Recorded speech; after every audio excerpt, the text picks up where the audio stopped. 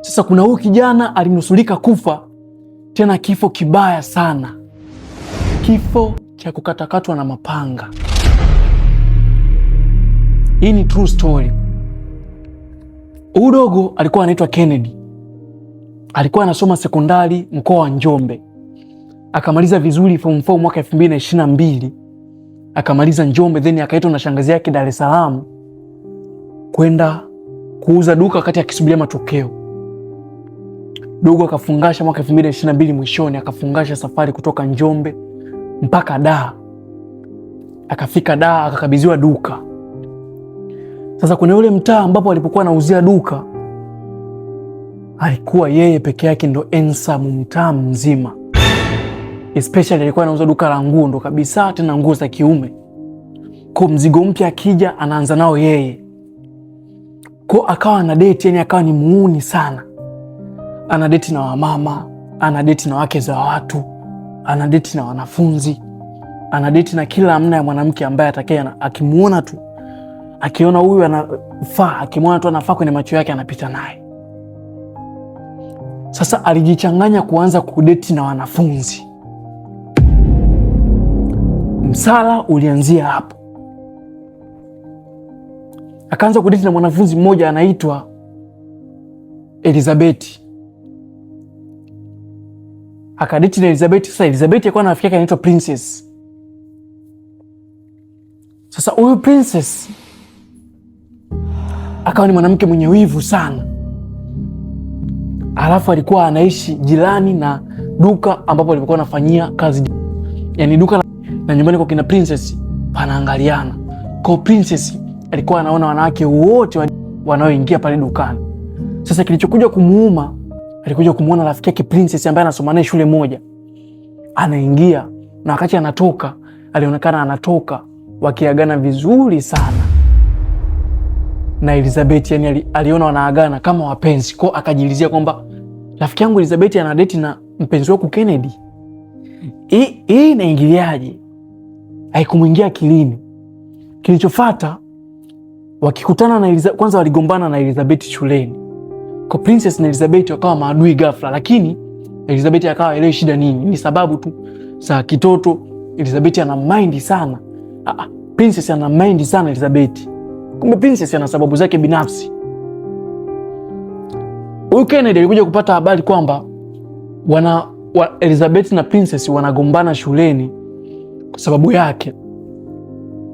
So Kennedy alichofanya, alimuita Princess dukani ili amuulize kwa nini anagombana na Elizabeth na asuluhishe kiume. Si unajua baba mwenye nyumba tena. Sasa Princess anakaa na dada yake. Wanakaa watatu hapo kwao. Yeye, dada yake pamoja na mtoto wa dada yake ambaye ni mdogo mdogo. Hiyo siku Princess akatoka shule, akaenda kusikiliza wito wa Kennedy pale dukani. Sasa mbaya zaidi, alitoka shule bila kubadilisha mavazi ya shule, yani sare za shule. Akapitiliza moja kwa moja dukani kwa Kennedy. Na ukumbuke duka la Kennedy na nyumbani kwa kina Princess panaangaliana hivi. So wakati wapo pale dukani, mchoro mzima au mpango mzima au situation yote ile ya pale dukani, dada yake alikuwa anaiangalia kupitia dirisha. Mbaya zaidi, dirisha ni la aluminium. So wa nje amuoni wa ndani, wa ndani wanamuona wa nje. Wameongea mule dukani, akamaliza Princess akaondoka, akaenda nyumbani kwao. Kennedy ilikuwa ni jioni, akafunga duka, akarudi nyumbani. Sasa Princess kafika kwa dada yake, alihisi kama dada yake amehisi kitu, kwa sababu ilikuwa sio kawaida situation ya dada yake ya hiyo siku alipotoka shuleni. Situation ambayo ilionyesha dada yake sio kawaida, lakini dada yake hakutaka kuongea chochote. Kennedy amefunga duka, akarudi nyumbani. Afika nyumbani, shangazi yake akamwambia pika chakula kwa sababu mimi nilikuwa sipo. Wakati Kennedy anapika chakula, akashangaa SMS kutoka kwenye namba ya Princess ambayo huwa anachat kwa wiziwizi akitoka shule. Princess anamiliki simu kiwiziwizi. Message: mambo poa, samahani. Princess akasema samahani, naomba uje nyumbani unipe support kwa sababu dada yangu amesafiri usiku huu. Kwa so mimi niko mimi na mtoto wa dada yangu. Kennedy alipata, sijua Kennedy yani ile msisimko kwamba leo naenda tena kwa kujinafasi. Hakuwaza chochote kile. Akamwanga shangazi yake, shangazi yangu, akamwaga shangazi, nimepata dharura, naomba nitoke. Kuna mteja huwa ananiagizaga mzigo wa nguo. Kwa naomba nikachukue huo mzigo nimfungashie nimwagizie usiku huu. Ameniagiza na anasema anatuma hela usiku huu. Shangazi iliposikia mambo ya kazi, hakuwa anabudi kumruhusu Kennedy kutoka kwenda. Kennedy akaachana na habari za kupika, akamwambia nakuja sasa hivi. Akapanda boda moja kwa moja paka nyumbani kwa kina Princess. Afika nje akamtumia message Princess, nimefika nje, naomba utoke uje unipokee ili tuingie wote. Princess akasema sawa. Princess akatoka akamkuta Kennedy kweli nje, lakini Princess alionekana ni mtu mwenye wasiwasi sana. Kennedy angekuwa ni mtu wa kujiongeza, angefikiria huo wasiwasi ni wa nini, lakini hakuwa ni mtu wa kujiongeza, hiyo tu ni wasiwasi wa Princess ana hofu labda kwa sababu ndio ilikuwa mara yao ya pili kufanya hilo tukio. Kwa hiyo alikuwa ni ana hofu kwa sababu ya tendo. Ndio akili ya Kennedy ilipomtuma hivyo. Princess akamkaribisha ndani Kennedy. Wakaingia, wakafika paka sebuleni. Kennedy akakaa akatawala.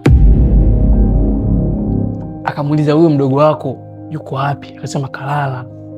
Lakini Princess wakati wote huu alikuwa anaonekana ni mtu mwenye wasiwasi sana. Kennedy hakuhofia chochote wala hakugundua wasiwasi wa Princess ni wa nini.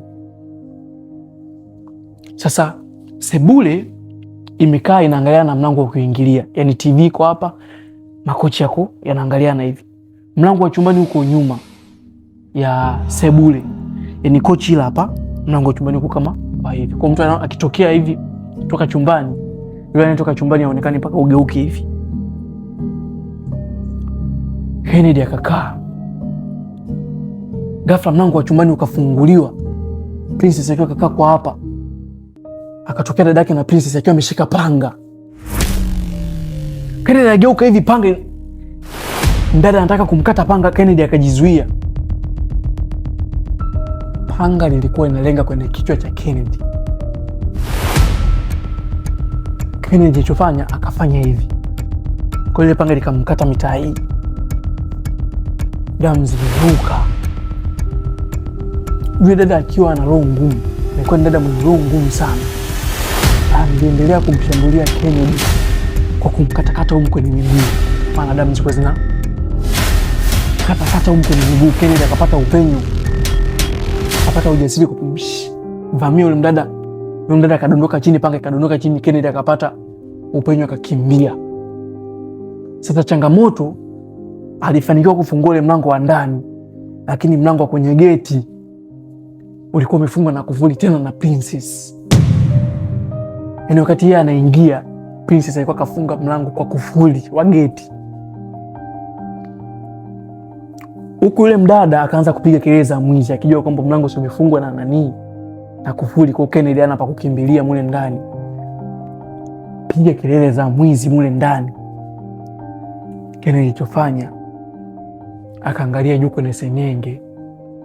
Ikabidi arukie senyenge, zile zilimkata mikono, ila alikuwa hana jinsi. Akaruka akatokea upande wa pili akajipigiza kule chini. Akakimbia. Ndio ilikuwa pona yake. Kennedy alirudi kwa shangazi yake akiwa amechafuka sana damu. Akiwa ameloa sana damu. Shangazi yake aliogopa sana, akamuuliza shida nini, akasema amevamiwa akiwa anafungua duka. Sasa hii ni true story. Hii ni true story kutoka kwa kijana anaitwa Kennedy kutoka Njombe. Sasa kwenye hii story, wewe pia kama kijana unaweza kujifunza ni namna gani wanafunzi ni watu hatari sana. Hasa wanafunzi wa form 4 kushuka chini. Kitendo cha kudate nao ni tayari wewe unajiweka kwenye hatari sana. drop hapo kwenye comment. Wewe ndio ungekuwa Kennedy, ungejifunza nini?